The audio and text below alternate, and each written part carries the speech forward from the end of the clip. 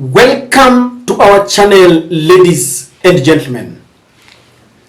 Many people who voted William Ruto and Rigathi Gachagua have now made a U-turn and they regret making that decision. And that includes the mamambogas, watu wa boda boda, and the hustlers. Those who met Ruto when they were signing several charters, because all that they were promised fell under the bridge. But one person who regrets more than all of them is the FAPFI Member of Parliament, Salah Yakub.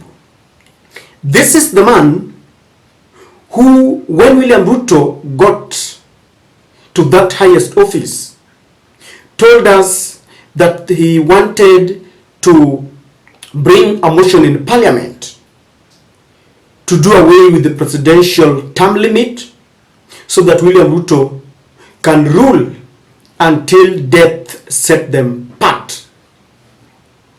And in its place, he wanted to replace it with an age limit, capping it at 75 years, targeting Raila Amolo Odinga.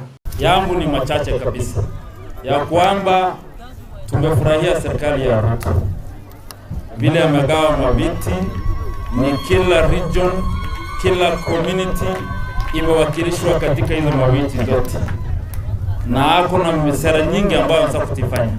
Hatutaki tufanye makosa tuliyofanya wakati wa Mwai Kibaki. Tulimtoa yeye kazi kabla hajamaliza program zake. Aliacha kiti kwa ajili ya constitution ya 2 terms. Mimi na wabunge wenzangu tuko na mjadala inaendelea saa hizi, na mjadala yenyewe na tunataka kuambia Wakenya ya kwamba mambo ya 2 terms haiwezi kutosha sisi. Tunataka mjadala yenyewe ikuwe ya umri. Mtu akifikisha 75 ndio hawezi contest. Kabla hiyo anaweza contest. So tunaambia mjadala ama terms ama requirement ya constitution ya presidency ikuwe ni umri ya mtu ambaye anagombania kiti, na umri yenyewe ikuwe 75, sio term 2, term 3, term 4. Kwa vile mainchi ambayo zimeendelea kama German, Mikel alikuwa pale miaka karibu 20, Australia hapo pale 2013, Norway hapo alikuwa pale miaka 4. Kila mtu miaka 5, 6, 7, 8. Jana tuliona rais wa Sri Lanka ambaye anatoka kwa kiti ambayo kusoma ni shida, anatafuta muhula yake wa 5. So sisi kuna mjadala tunaoleta mswada katika bunge, tunasema hiyo mambo ya 2 terms haitufai. Kama rais anafanya kazi nzuri aendelee, hatuwezi kumtoa kabisa. Hiyo ndio muhula tuko nayo. 1 year down the line after that speech, a video has been going viral of Ruto policemen beating and humiliating the Member of Parliament.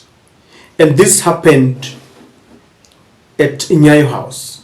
And Kindiki men did not spare the Member of Parliament. And questions have been asked. Who are we to blame? Who was wrong, by the way?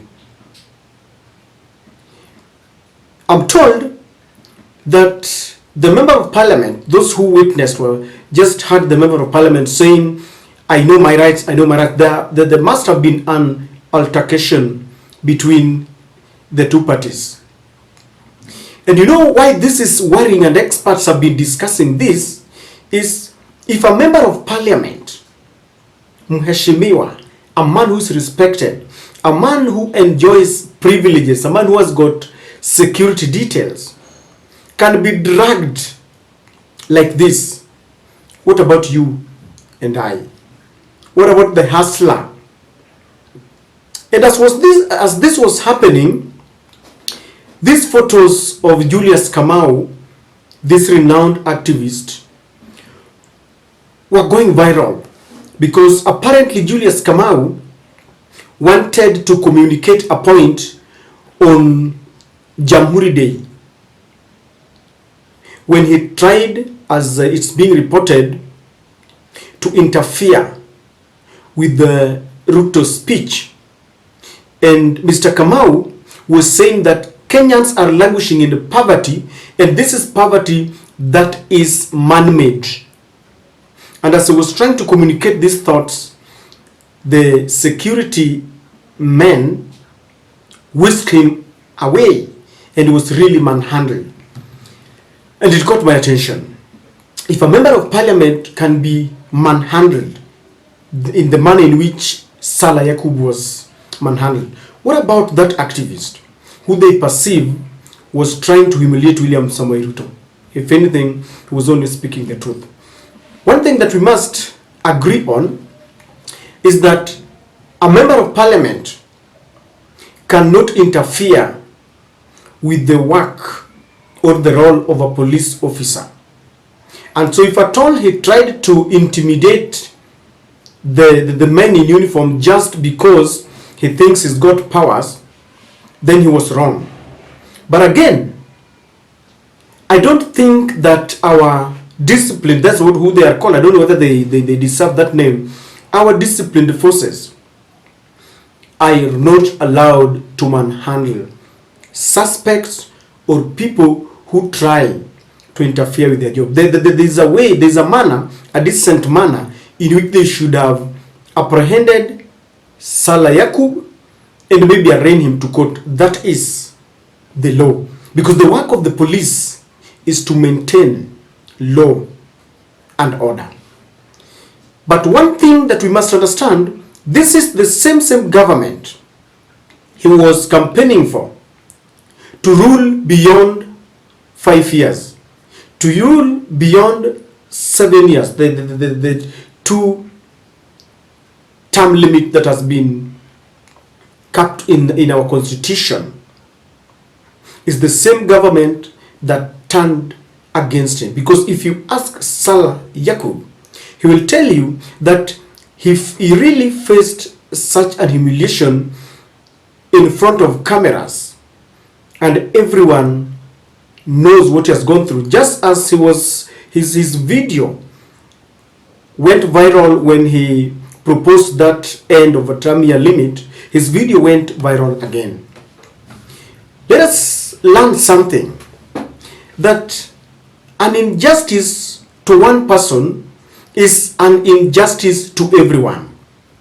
When we have a government that has got questionable characters, a government that has got questionable dealings, especially when some of those dealings infringe on people's rights, then all of us need to speak about it.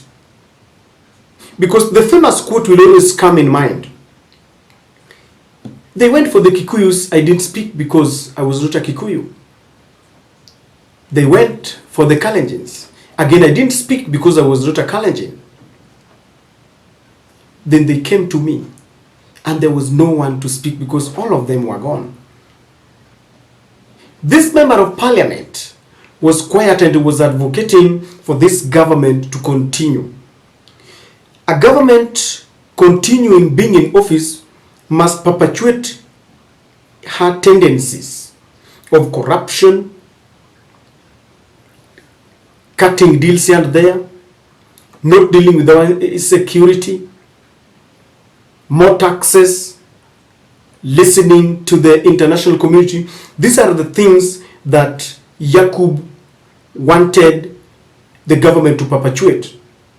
And I remember at the height when all this was happening, the government was busy butchering the Azimio supporters who were on the streets as they were lamenting over the high cost of living, and they demanded for electoral justice. Musa Yakub or Salah Yakub is just an example of the many people in this government who thought that they were going to have it all. Walikuwa nadhani wamefika, only to realize that no. I can mention people like Kuru Okot, were people who got, when William Ruto got to power, they really embraced this government, and they were praying for this government. I know people who fasted for this government because William Ruto and Rigathi Gachagua said that they are their win was given from God. And they regret because corruption cases have gone higher. City lawyer Ahmed Nasir, when people went to the street, they were saying that opposition has not acknowledged the fact that they were defeated and they don't want to accept that we have a government in office. Recently, one of his clients were abducted by an elite squad that is operating in this government. And he came back crying foul that this government is operating besides the law. And when people were complaining about this, as they were killing people in the streets, some of them really criticized the opposition. Until it gets to your door, you cannot understand why people are complaining. This is why the reason why when people are complaining about the high cost of living, others who still are enjoying the trappings of power and have got some little job here and there, think that it is business as usual. I remember at the same time when people were going on the streets, the Mount Kenya fraternity, or rather the Kenya Kwanza fraternity, were told that the Azimio wanted to kill their businesses. Right now they are crying because the businesses are dying a natural death because of the high cost of living, the cost of production. People have been relieved of their duties. Raila took a low profile just for them to understand that we have a regime that does not care for them. James Orengo once predicted that a regime consume her own people. And Salah Yakub is just but an epitome of that prophecy, that the regime consumes her own people. I don't support manhandling a member of parliament or any other person for that matter. But this is a lesson that when something is going wrong, even if it is meted against your worst enemy, especially when it touches on human rights, please condemn it in the strongest terms possible. I wish I could have an opportunity to talk to Salah Yakub, whether he can vote for William Ruto again. And I think the answer is no. We're going back to the Nyayo era because some of these things were happening in the Nyayo era. Abductions, unexplained accidents, a government that does not want to be questioned. And that is where we are. And I'm happy that it happened to a member of parliament. Because when it happens to an ordinary man, they always say that maybe opposition wanasumbua. They don't realize it. But until it happens to maybe the cream of the society, then they realize that indeed the government is acting outside the law. Because the last time I checked, when someone is on the wrong, police is supposed to maintain law and order. They're supposed to apprehend, take people to be charged for the offense that they have committed. I don't know what you think. I don't know what you make of that manhandling. Please share with me on the comment section.